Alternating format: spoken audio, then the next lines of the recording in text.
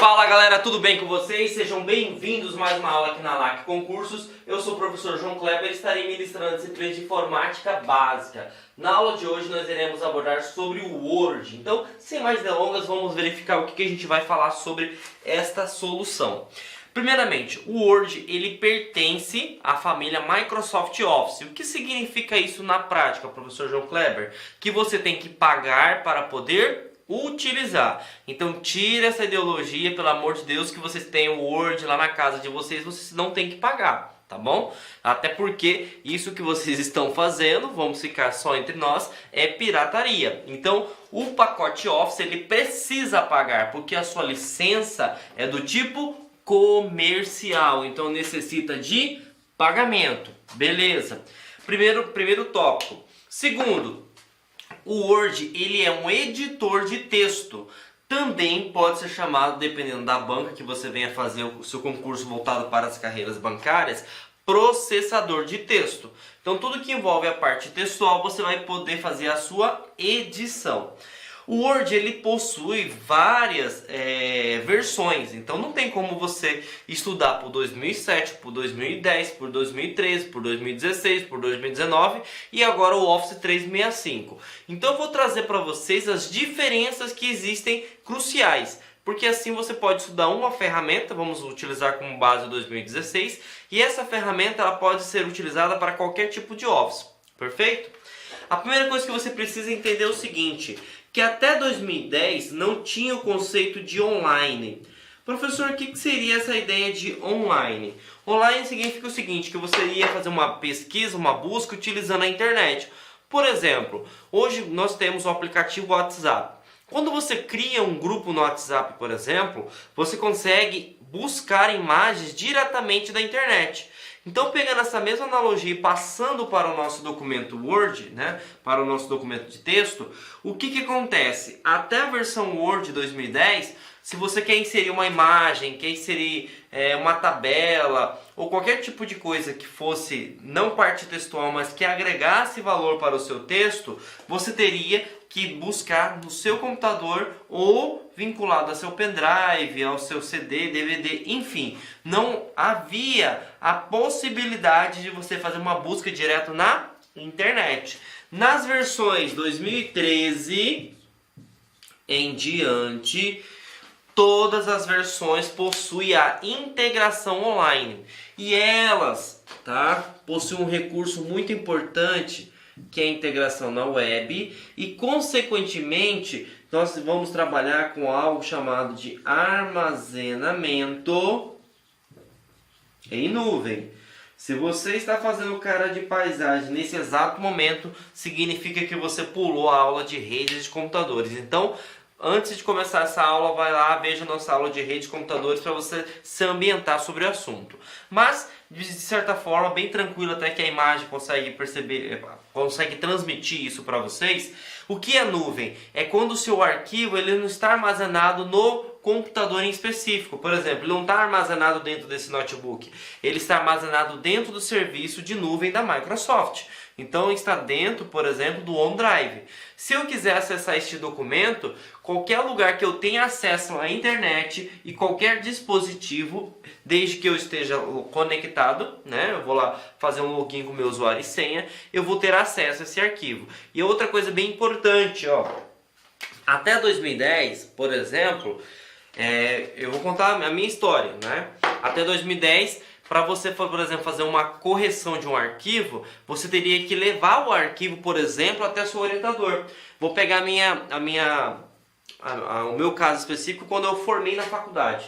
Então eu tive que pegar, fazer a impressão desse documento, né? Levar o arquivo físico, ou no pendrive, ou no CD, enfim, para o meu orientador. Hoje não precisa disso. Por que não precisa disso? Uma vez que você sincronizou a conta da Microsoft, por exemplo, você pode pegar o e-mail da outra pessoa e essa pessoa pode ficar compartilhada, na qual você pode definir se essa pessoa vai ter acesso somente à leitura, se essa pessoa vai poder editar o seu arquivo, e eu não tenho aqui a necessidade, por exemplo, de me locomover até o meu orientador. Então hoje o meu orientador, por exemplo, se eu fizer um mestrado, um doutorado, um PhD, por exemplo, eu não preciso estar no mesmo local que o meu orientador. Se ele estiver na China, na Rússia, simplesmente eu vou lá, sincronizo meu arquivo na nuvem da Microsoft, que é o OneDrive, e eu compartilho via e-mail para o meu orientador. E ele vai conseguir visualizar tudo que eu estou produzindo e se tiver algum comentário ele pode interagir nesse documento. Então esse é um recurso muito interessante que pode ser cobrado no seu concurso público e ele foi incorporado a partir da versão 2013. Então a versão 2013, além de você conseguir fazer buscas, né, de imagens, de figuras através da internet, você consegue também trabalhar com a questão de compartilhamento de arquivos. Se eu não me engano, o SESC cobrou uma questão, inclusive caiu na Polícia Federal, eu acho que foi em 2018, se eu não me engano, falando o seguinte, tá, eu vou compartilhar esse arquivo, mas quando eu compartilho esse arquivo, gera-se cópias dele. E aí está equivocada, porque é o mesmo arquivo. Então, se eu compartilhei um arquivo com o meu orientador e ele fizer uma alteração, eu consigo visualizar que ele alterou o meu documento e vice-versa. Então, não se cria cópias. Simplesmente é um documento que todo mundo pode visualizar e pode construir de forma conjunta, tá bom? E sobre questões de versões, a última parte que vocês precisam saber. A nova versão do Office é o 365. Tá? Para quem não tem noção de preço, uma versão do Office, né, que contempla o Word, Excel, PowerPoint e demais softwares utilitários, ele vai estar em torno de uns 1.200, 1.500, dependendo da versão. Se você pegar a versão mais robusta, mais caro vai ser. Consequentemente, isso não dá, por exemplo, privilégios para qualquer pessoa ter acesso. Tá? Só que uma vez que você adquire essa licença, nunca mais vai ser cobrada. Tá bom? Esse que é a ideia. E quando você trabalha com Office 365, até o nome já dá meio que a ideia, né? Algo de seja intuitivo. Você vai pagar uma locação durante 365 dias. E aí você pode encontrar em vários sites aí na internet, lógico, sites confiáveis, tá, gente? Não vai clicando em qualquer empresa. Então, pegue uma empresa confiável, ele vai vender por 360, 400 reais. Então, você pode perceber que é algo mais palpável, né? E esse valor pode ser dividido no cartão. Então, vamos fazer uma conta bem básica aqui. 30 reais por mês. E além dos 30 reais por mês, você vai conseguir ter acesso a todos os aplicativos e você tem aí também o armazenamento em nuvem, que é a grande, né, sacada dos dias atuais, na qual você não vai ter o arquivo sendo armazenado especificamente dentro do seu computador. Esse arquivo ele vai estar armazenado dentro da nuvem da Microsoft, tudo bem? Então, algumas coisinhas que a gente precisa ficar atento. O Word ele não é gratuito, tá? Ele é pago, ele pertence à família Microsoft Office. Dentro da família Microsoft Office, eu tenho algumas versões, sendo que eu tenho pegar como parâmetro a versão 2010, e aí, tá com dúvida? O Word cresce de 3 em 3 anos, então 2010, 2013, mais 3, 2016, deixa eu colocar aqui 2013, 2016, mais 3, 2019, e a versão mais recente, o 365. Qual é a diferença do 365 para todas as outras? O 365 trabalha com a ideia de locação, então você vai pagar durante o período de um ano, perfeito? E qual que é a diferença crucial entre as versões? A partir da 2010, então da 2013 em diante, você tem o recurso web, sendo que você pode armazenar ele na nuvem, como também você pode inserir imagens, fazer buscas diretamente conectado à internet. Bom, falando sobre carreiras bancárias, especificamente do concurso do Banco do Brasil neste ano de 2021, como também está previsto para o concurso, né, já abriram até a comissão para elaboração do concurso da Caixa Econômica Federal. Quando se trata sobre carreiras bancárias, ele não vai trabalhar muito com a ideia de digitação, tá? Então a primeira coisa que você tem que trabalhar é o seguinte, ele vai perguntar sobre ícones, né? Para que serve aquele determinado ícone ou comando e quais são os atalhos que são utilizados. Então, quando for fazer concursos vinculados a carreiras bancárias, tem que saber os principais comandos, como também você precisa saber os atalhos. Beleza? Então eu vou falar sobre os atalhos que são mais cobrados e depois eu falo para vocês guia por guia especificando, ó, pode cair isso, tudo bem? Então, os atalhos básicos são os atalhos que você não pode deixar, né, passar na sua prova, porque você errando um atalho desse, consequentemente você vai perder muitas posições. Bom, primeiramente é um que praticamente a pessoa que não estudou, não se dedicou à informática erra, porque ele fala que Ctrl S é para salvar. Gente, Ctrl S ele vai deixar sublinhado. Salvar é Ctrl B. Aí você pode falar assim, nossa, mas por que Ctrl B? Imagine que o B vem de backup, tá? E isso a gente viu nas aulas anteriores, que backup nada mais é do que cópia de segurança, tudo bem? Ctrl Z, ele desfaz, mas a ideia é o seguinte, desfazer o que? A última alteração. Então se eu tenho várias alterações que foram realizadas, eu tenho que apertar Ctrl Z, Ctrl Z, Ctrl Z, até chegar à quantidade de alteração que eu desejo, digamos assim, retornar, tá bom? Ctrl C, ele faz uma cópia, mas o que é a cópia? Mantém um arquivo no local de origem, como também mantém um arquivo no local de destino. Ctrl X é recortar, mas o que é recortar? Mover, tá? Mover. E o que faz o mover, turma? O mover ele transfere, retirando do local de origem e transferindo, tá? Transferindo para o local de destino. Então ele faz uma movimentação, tá? Ctrl V é colar, né? Ctrl P é impressão e Ctrl T é selecionar tudo. Não vai me confundir Ctrl T com Ctrl A. O Ctrl A ele permite selecionar todos os arquivos e pastas dentro do explorador de arquivo. Agora eu estou trabalhando dentro do Word. Então dentro do Word, para selecionar todo o texto, é Ctrl T. Bom, outros atalhos que são muito importantes, esses já são de intermediários a avançados. Ctrl Enter. Tem pessoas, por exemplo, que gostam de malhar o dedo, né? Eu costumo falar. Ah, mas como assim malhar o dedo?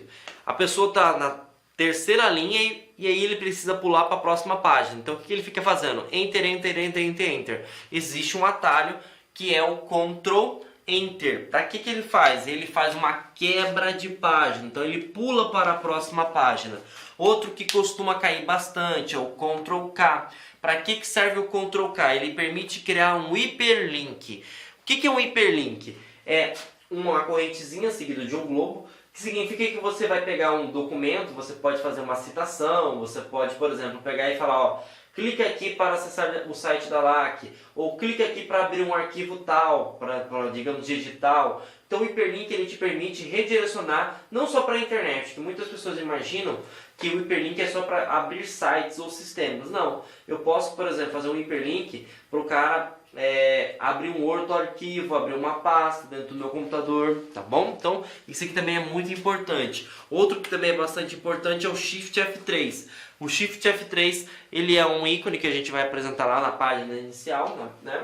E ele é responsável por deixar as letras maiúsculas e minúsculas ou iniciar somente com letras maiúsculas. Esse é um recurso muito importante porque imagine que você sem querer deixou com caixa alta, tá? Para quem não sabe, caixa alta é caps lock ligado, então tudo que o texto que você digitar vai ficar em letras maiúsculas. Tem pessoas que, por exemplo, apaga todo esse texto e começa a digitar tudo novamente. Não tem a necessidade disso. Simplesmente você aperta a tecla Ctrl T, seleciona todo o teu texto, aperta Shift F3, se estava maiúsculo vai ficar tudo minúsculo, e aí se você apertar novamente Shift F3, ele pode deixar somente iniciando com a letra maiúscula, e ele também já aplica para nomes de cidade, nomes de pessoas, tá bom? Então ele é um recurso importantíssimo quando se trata sobre o Word, tá?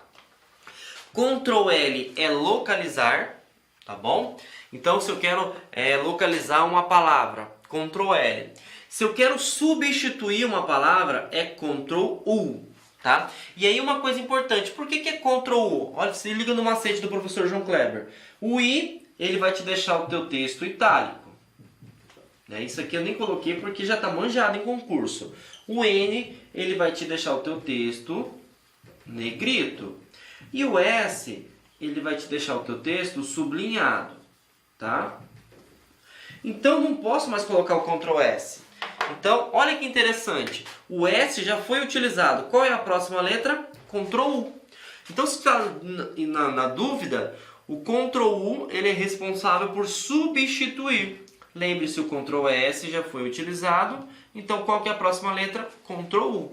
Então, o Ctrl U, imagine o seguinte, eu coloquei lá João, e aí eu coloquei lá no Ctrl U depois, João com tio. Ele localiza todas as palavras que tiverem com João sem acento e coloca todas as palavras que estão com acento. Perfeito? Ctrl Home permite ir para o início da linha, tá? Ctrl End permite ir para o final da linha, tá? Assim como Page Down, né? Ele vai para o início da página, Page Up vai para o início da página e Page Down vai para o fim da página. Outra coisa que é importantíssimo também, tá? E costuma cair bastante, o F5. A ideia do F5, turma, é para fazer uma navegação. Mas essa navegação não é vinculada à internet.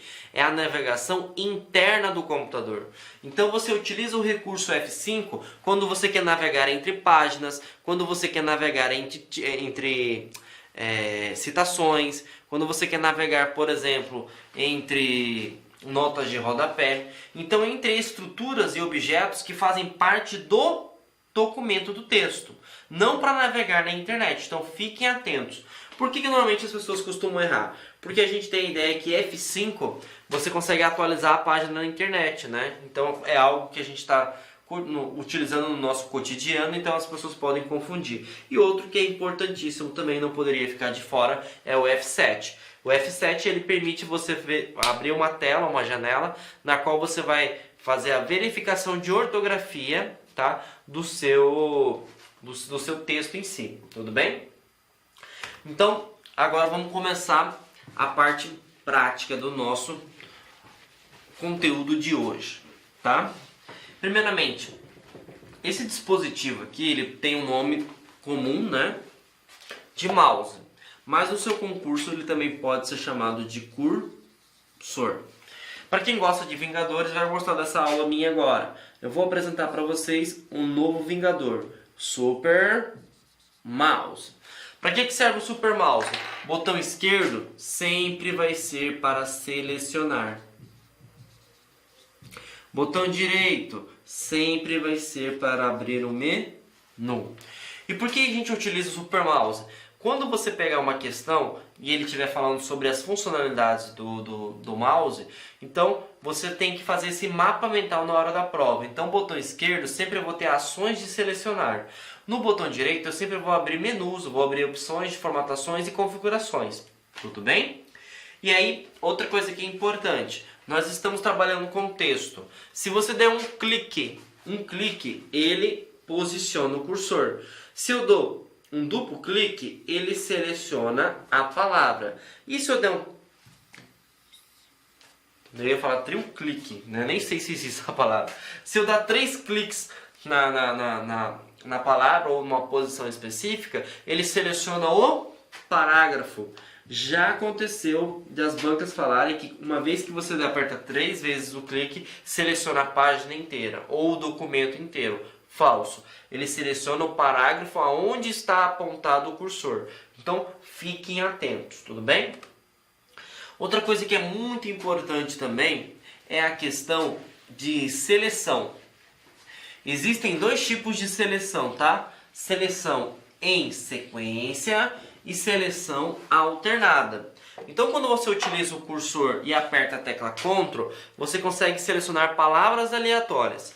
Quando você coloca o Shift, por exemplo, você vai selecionar uma sequência de tempo, uma sequência de linhas, tá ok? Então, fiquem atentos também. E agora vamos abordar a primeira guia. Para quem não sabe, turma, o Word ele é baseado em guias. Dentro dessas guias vai ter os grupos e os grupos vai ter os comandos, que nada mais é que atalhos para determinadas funcionalidades. Então, é interessante que você faça um mapa mental de todas as guias. Primeiro, guia arquivo. Para que serve a guia arquivo? A guia arquivo ela é responsável por abrir um novo documento, salvar um novo documento ou proteger um novo documento. Então você está trabalhando com uma nova estrutura, tá? Estrutura não, porque estrutura a gente vai utilizar lá no layout, mas um novo documento, ou você vai fazer alteração. Então toda vez que ele perguntar o seguinte, ó, eu preciso colocar uma senha no documento Word, então você tem que proteger esse documento, você vai na guia arquivo. Eu preciso, por exemplo, abrir um documento, vou na guia arquivo. Eu preciso transformar esse arquivo em somente leitura, então eu tenho que ir na guia arquivo também. Outra coisa que é importante, o documento Word, ele é uma estrutura de escrita, então significa que você pode visualizar o conteúdo como você pode alterar. Mas o Word ele pode converter, ele pode transformar esse arquivo somente para leitura, na qual você clica em arquivo, salvar como, tá? E aí ele vai te deixar como várias opções e vai ter a opção lá de PDF, tudo bem? Esqueci de colocar outra coisa importante, deixa eu até colocar um slide branco aqui para vocês, que é a questão da extensão. Tá?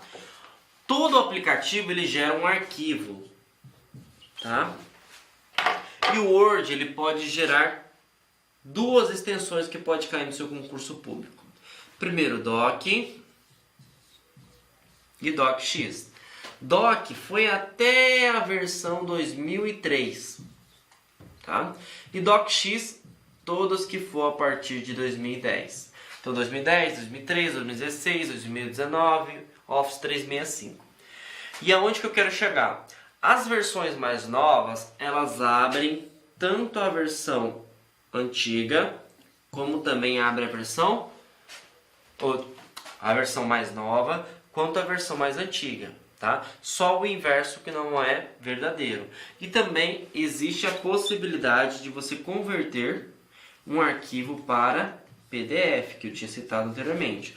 O PDF é somente leitura. Então significa que o usuário vai pegar o teu arquivo, vai conseguir visualizar todas as informações, mas ele não consegue alterar. Tudo bem? E agora a primeira guia que a gente vai abordar é a página inicial. Então, para facilitar, principalmente em carreiras bancárias, eles cobram e muito. Eles vão falar determinada funcionalidade e falar, ó, tá na guia inserir isso. Ou ele pergunta... Olá, meus amigos, minhas amigas, eu sou o professor Lac. Inicialmente eu peço licença para vocês, eu peço desculpa, pois eu interrompi os seus estudos, mas o propósito desse vídeo no YouTube ele é para divulgar o nosso trabalho, para que o aluno se depare com os nossos professores, com a nossa metodologia. Papo sério, esse curso nosso aqui é super atualizado, ele é ponto a ponto do edital, esse curso aqui você pode ter absoluta certeza que aqui você vai conseguir adquirir todo o conhecimento necessário suficiente para aprovação. Essa aula representa apenas 30% da aula, Se você quiser assistir os 70% restante, quer ter o PDF dessa videoaula, se você deseja ainda, tá? Deseja ainda estudar pelo nosso Personal Coach, que é a nossa metodologia, investimento, olha só, super promoção, não tem desculpa, apenas uma parcela de R$ 159,90. Vai ser o seu melhor investimento, vai ser um excelente custo-benefício, a aprendizagem que você vai ter. E como disse, aqui tem um conteúdo necessário para que você seja aprovado no concurso do Tribunal de Justiça do Estado de São Paulo para o cargo de oficial de justiça. Então eu espero vocês aqui na LAC. Valeu, tchau, tchau.